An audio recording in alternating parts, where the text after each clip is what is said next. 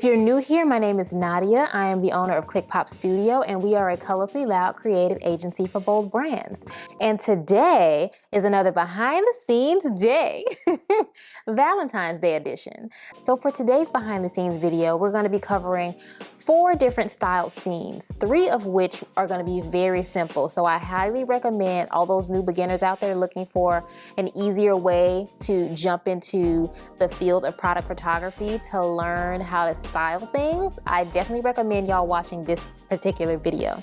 Now I'm going to show you how I style one product with 1 to 2 props on a simple, basic, flat surface. We're going to do flat lays today. Very simple. In my opinion, it's the easiest way to get into product photography. Typically when products are standing, you really have to understand lighting and how it hits your subject. But when you're laying something flat, you can really get away with fudging the light every now and again. So today we're going to be focusing on styling and photographing a little bit of beauty. So in that scene, we're going to be shooting some blush, I believe, by Rare Beauty. And then the next scene is going to be some sunglasses. So we're adding a little bit of lifestyle accessories within the mix. Now the third scene that we're going to be styling today is going to focus mainly on some Valentine's Day keychains. So it's going to be 3 keychains in total with either a heart-shaped disco ball or a Valentine's Day quote. And we're also going to be maybe styling some fake diamond hearts around that. And for the last scene, we're going to focus on styling around some Valentine's Day coupon cards. Now I've selected 2 of the coupons that we're going to be debuting along with the coupon book, and around the coupons we're going to be styling some snacks like popcorn, as well as some desserts like marshmallows and then some macaroons. It's going to be a really fun shoot today, y'all. I'm so excited to get started. So without further ado, let's kick it to the other side of my studio. Okay, so the first styled scene that we're going to be focusing on is going to be makeup by Rare Beauty, specifically this really cute pink bottle of blush. Now, because it's very, very pink, I want to do something that contrasts that. So we're going to go with a really nice pastel purple. And then to style as props, we're going to be using something called quilling paper. Now, I don't know if you've ever heard of this. I didn't really know what it was until I saw it in Home Goods one year when I was just searching for interesting props. But quilling paper, I know, is used for interesting 3D paper craft wall art, if you will. I know each strip is used for creating really interesting swirls and curves to do some really nice 3-dimensional or 2-dimensional pieces of art for your wall. So we're going to be laying this flat on the purple surface, and then we're going to be styling this around the Rare Beauty blush bottle. So let's go ahead and get started. Okay, so starting off with a blank canvas, the first thing that I really like to do is grab the product and sit it dead center. I like to work my way from the inside out. Similarly to like a jigsaw puzzle, most people like to work from the corners in. I like to just start from the middle and work my way out. It just works that way better for me spatially, and it just gives, it makes me feel like there's more room to work with, no matter if I'm working with multiple props or just one. So by placing the product in the middle, I like to see how much space I have. Now, this is something that rolls, and that's going to get pretty annoying. So what I also like to use is my tacky tape. So I use this for all of the very round and cylindrical products that I have, just so they don't roll away. Because typically when you're shooting any type of product, especially a beauty product, you want to be able to see the labeling. You need it straight facing head on into the camera so that the client as well as the viewers see crystal clear what the product is, so that they can recognize it, so they can see how professional it looks, the elegance, the luxuriousness, the expensiveness, all of that. All of that is contingent on clear and crisp images as well as the legibility of the writing. So make sure that you're paying attention to where your label is. Everything needs to be facing front. Oh yeah, so if you're interested in learning where I get this tacky tape, check my description below. It has my gear list down there for you to view. It has the majority of the tools that I use. A lot of the props that I have are things that I find either in store or just like at swap meets or garage sales. So for the most part, all of the essentials that I use will be listed down there. So definitely check that out if you're interested. So I like to take really small pieces and just place them on either side. Now, if I can, I will do my best to hide the tacky tape underneath the product just so that it prevents extra photoshopping. It's not that big of a deal for it to show, but you know, if you can capture the majority of what you need in camera, then you definitely want to do that. As of right now, I have my tacky tape on both sides and it's not going to roll anywhere. Fantastic. So the next step would be to place this quilling paper somewhere around the frame. So I'm thinking I might want to place it here, and it just gives like a nice wave right within the pocket. Now I could play around with where I place this. Maybe I want more of a dip right above the top, or maybe I want a dip right below. It really just depends. And so I'm thinking I really want something right at the top. Now, because this quilling paper is so flexible, you can stretch it, but what I'm gonna need is have something hold it down on the sides, because when you stretch it, it wants to bounce back. So depending on how far away I want it to spread, I may need something to hold it down, or maybe I don't. It seems to be staying by itself. Okay, so I think I want to spread this out just a little bit more, just so that I have some of the purple peeking through. And then maybe I want to add like another wave. So as of right now, I have wave here, product in the middle, wave there. I'm not really liking that visually. Oh, also, I forgot to mention, when you're styling, you definitely want to think about the crop.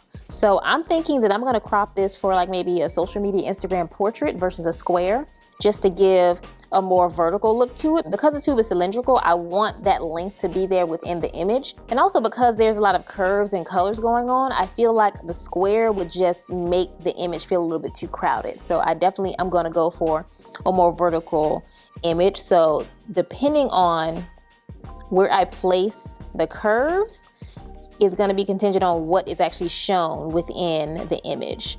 So that's something to think about when you're planning out your shots. So I'm thinking I want close there right in the pocket, and then maybe I want it to be kind of like a flame, like space leading out. So I'm gonna leave that there for now, and then I'm gonna move my camera and do a test shot. So I don't know if you can see, let me step on the other side. I have my camera on a C-stand.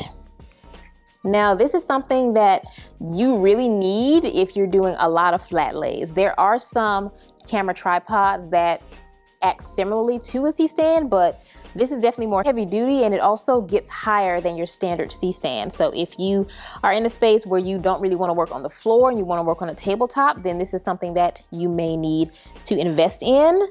I don't believe I have this listed in my gear list, but I'll do so after this video so that you guys can see what it looks like, how much they cost, how large they are, so that you can kind of scope to see if it's gonna work for your home or in studio. So as of right now, I have my camera set right above it on the C-stand. I'm shooting tethered, which is this cord here. This is connected to my computer, which you can't see off screen. And so every time that I take a snapshot, it goes straight into my computer. So I'm shooting through Capture One. That's my favorite program to shoot through. I started off with Lightroom years ago, and then I ended up transitioning over to Capture One because I really love their tethering system. They have a live view, which is something that I use all the time. So instead of me figuring out how to get above this camera to look through the viewfinder, I can open up Capture One, look at the live view, and basically make real edits in real time to see what the product looks like in camera on my screen. So that is how I do all of my flat lays. You don't have to have this program right away, but it does help. It is an investment. I spend money on it every month. This video is not sponsored by Capture One, but it's something that I use on a regular basis. So I felt it fitting to let you guys know about that. So let me go ahead and turn my camera on, and then we'll do a test shot. So let me pop that battery in there. Oh, before I do that, I forgot to mention, I'm shooting tethered, but I also have a battery that's tethered. Now this is something that, let me show you. This right here, this battery, is connected to a cord, and it's actually plugged into my surge protector. So I found out about this late in the game. I guess it's like a tether battery, but it really helps when you're shooting long form content, like long stop motions, or you're shooting something that requires long battery life. Now, I have about 2 or 3 Canon batteries and they do eventually run out. So when I discovered this thing, it was a game changer because I literally never have to change my battery. Now, I have heard some instances where it's not great to have it in your camera all the time because depending on what you're doing, it could fry your camera. I don't know how true that is. It's something I heard when I was doing my research about it, but I've been using this thing for years and it's fantastic. So yeah, let me go ahead and turn that camera on and see what it looks like through live view, and I'll be right back. So we're gonna be focusing on a one light setup. Right now we have this light here. I don't know if you could see it.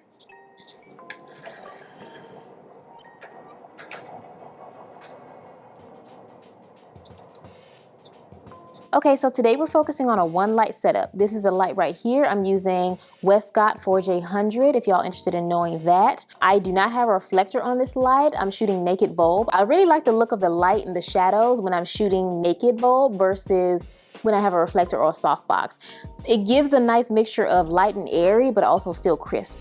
So I'm gonna have this light probably higher up facing this way because I think I want the shadows this way, to the left of the bottle. Now we may have some issues when it comes to the top of this because it's very metallic, so the lighting may have to be moved around again and again. So when it comes to what the material of the product is made of, that can make or break the simplicity of your flat lay. So when you get into more shiny, more metallic-y products, then you really have to figure out how to light it, get the best angles, reduce the glare, so that you can get a nice final shot in camera so that you won't have to do too much photoshopping later. This is gonna be a double whammy because we have a reflective top as well as reflective lighting. I don't know why I did this to myself. I'm just now realizing that that's the case, but we're gonna do our best to make it work. So I'm gonna move the light up and over, and then we're gonna take that test shot. I just moved it down so you can see what it looks like. I would never shoot a naked bulb this close to a product because the whole thing is gonna be washed out. Okay, so let me pop this light up, move it around, and then see what this first shot is looking like. Okay, so as of right now, I'm shooting tethered. I don't know if you can see it. This is the live view. Maybe you can see my hand moving around on that screen. But what I like to do is place a focus box so I can make sure that the lettering is legible. So I'm gonna take this first shot and we're gonna see what it's looking like. So right now, it's really dark on this side because we only have one light focus, so I need to turn the light and get another shot. So as of right now, we have a light here and it's shining this way, and so I'm gonna put a bounce card here so that that light can bounce here and reflect back onto the product so that we can get a nice even look all around. So this is typically what you wanna do when you're only working with one light. So let's say if this white card or pink card is white on one side, let's say if this white card was your window with the sun shining through, and then you had another light in your studio, in your home, let's say a continuous light or a strobe, you'd want that light on the opposite side of whatever you're shooting, just so that you can have light beaming in from both sides to fill in the light, for the product to make everything look very seamless. Let's take another shot here. Okay, so as you can see, it's way too hot right now. When I mean hot, that means glare. So you can see the glare right up on the top of the handle, as well as a nice beam of light going right directly across the label.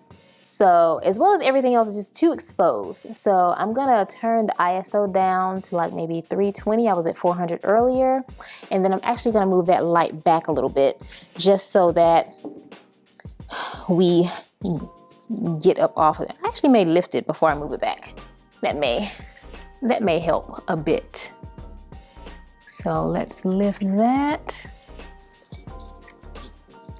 And let's do another test shot, get that bounce card in there. Okay, let's see. Okay, so now it's a little bit darker. We're liking that.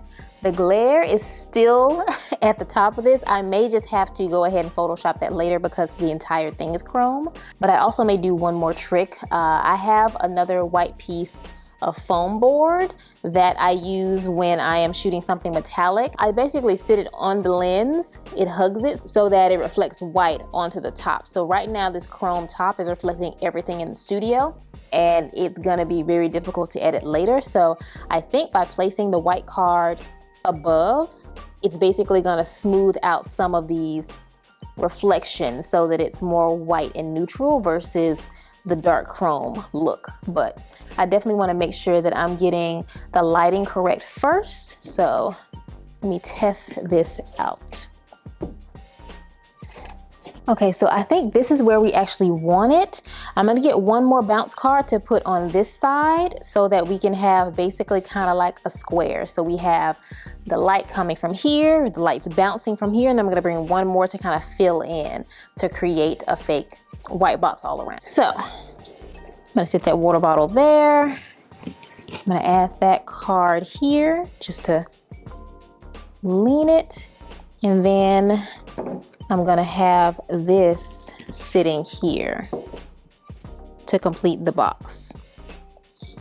Now, this is the white card I was telling you about. Basically, it is, like I said, a white card with a hole in it. So it's about the same size as the lens. You can custom make any kind of card to fit your lens that you like. Now, sometimes it likes to stay, sometimes it doesn't. Let me just squeeze it up there. Hope it's so that it stays. Oh, don't fall. Okay, let's do a test shot before it falls. Okay, so that helped a little bit, but now it's blocking out the light now it's blocking out the light here. So let me turn this at an angle so that we can still have that coverage. Let's see what that looks like. Nope, that's blocking it even more. Let's turn it that way. See what that does. Well, that's actually interesting. I kind of like the hard line shadow that this is creating, but maybe not for this particular image because we already have a lot of curves going on with this shot so far. So I'm just gonna have to remove this all together. And then make sure I have my lighting correct. I'm liking the vertical look and feel of the design. I think I could do more with the shape of these ripples. And then we can move on to the next. Let's see what that looks like. Kind of have it trapped a little bit. Just group the paper together just a little bit more. And then let's get that bounce card in here. Okay. Test shot. We almost have it.